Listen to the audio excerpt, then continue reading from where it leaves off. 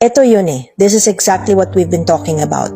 No matter your political side, whether you're DDS, Kakamping, or Marcos loyalist, when a natural disaster hits, lahat tayo tinatamaan.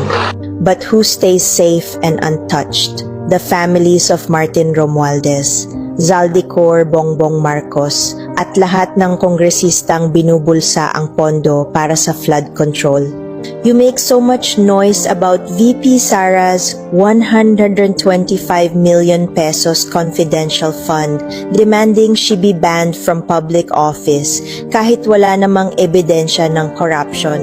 Pero sa mga totoong may hawak ng billions, tahimik kayo. Ito yun eh.